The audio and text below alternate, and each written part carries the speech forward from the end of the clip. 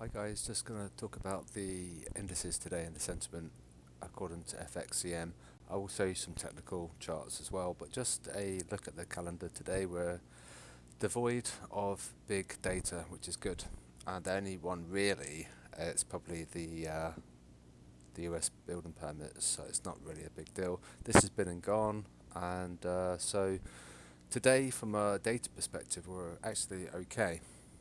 So there's nothing really going to go out there and skew anything. We do have ECB on Thursday, so but hopefully we'll get a signal out before then.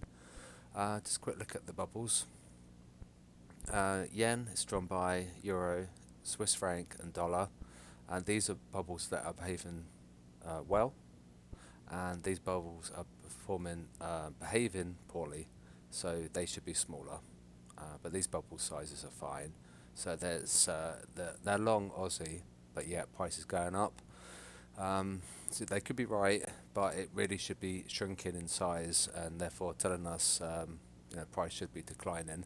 Same with CAD and pound as well. So these bubbles are fine.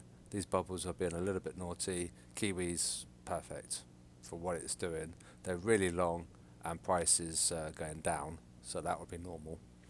So FXCM, and then I'll just show you some technical stuff. Gold triggered, and I did take it. I've got a stop loss at 1812, so I think I'm going to get stopped out. It was a micro lot, so it wasn't like I had that much conviction about the trade. I do have a short, and this was going to be a hedge, but really, if the dollar is going to come up, then it doesn't really make that much sense for this to come up as well. You would have seen the Dixie charts in the technical area. So currently for S&P, we're going to have a buy signal soon, probably about 3 hours.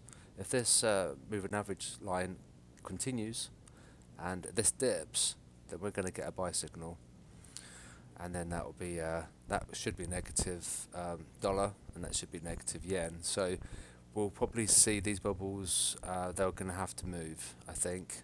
They should. The safe haven should decline if the S&P becomes a buy.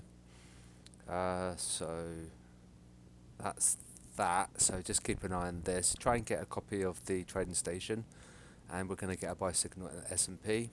I'll show you the others quickly. See what we want the retail guys to short, and it looks like they're going to do it on the Dow Jones Industrial Average. We're very close to having a buy here.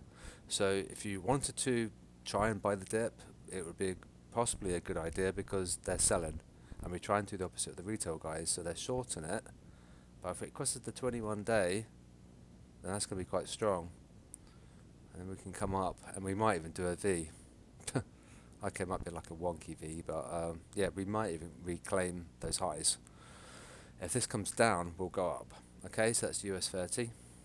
DAX, it could be lagging. I've got a feeling that DAX and FTSE, yeah, so this comes down and that crosses, then we're going to get a buy. I did say about this instrument yesterday, and I did like put a circle there, indicate that this was going to be a buy, but I do want the lines to cross. At a moment, you wouldn't buy because it's red, and it's indicating sell because the retail crowd and that long. So we want them to short, and once they've short it and it crosses the 21 day, we'll buy.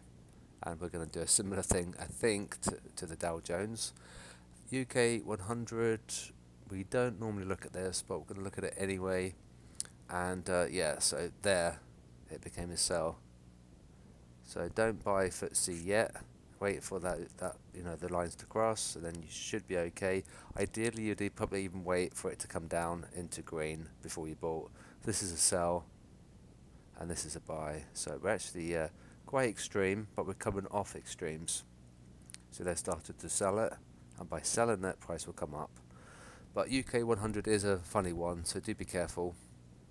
And just a quick look at the instruments. So DAX is bearish dragon, which we can zoom into. But to be honest, we can just look left at these wicks for supports. We could argue this is played out already. I mean, it's a bearish sequence. It's a diagonal break. I mean, we could do some fib I suppose. Let's have a look. Well, do we even reach any fibs? We did. We did get a fib support. So for DAX, 15073 ish.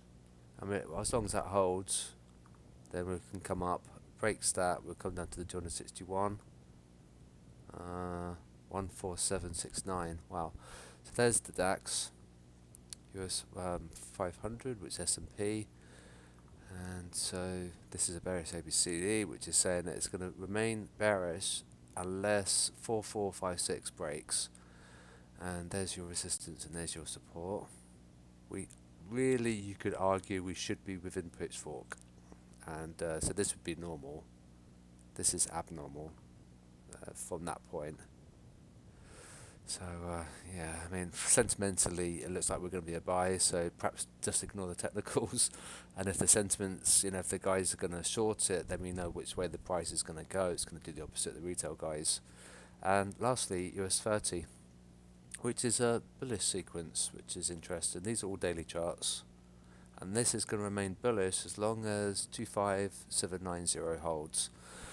So I guess tomorrow will be on currencies. I can do one on currencies later, but I think it's just important really because to look at indices to see where we're at, because this will impact our risk. And the dollar and the yen are risk sensitive, and so is the Aussie, and so is the euro and the Kiwi. Everything is related to risk. So if we know something's a buy or a sell, then that will give us a good advantage for our trade-in. So I'll keep you guys updated with this tonight. I'll log in tonight, and then I'll update you guys so you'll know whether or not you can trade it. But at the moment, you'd want for this line to cross, ideally the 50%, and you want the SSI line to cross the 21-day. Once you've done that, then you'd have your stop at one of these candle wicks. You wouldn't want it down there. It's a bit too risky.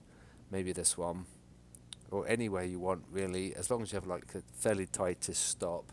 What might happen, we might see some fluctuations on the 50%.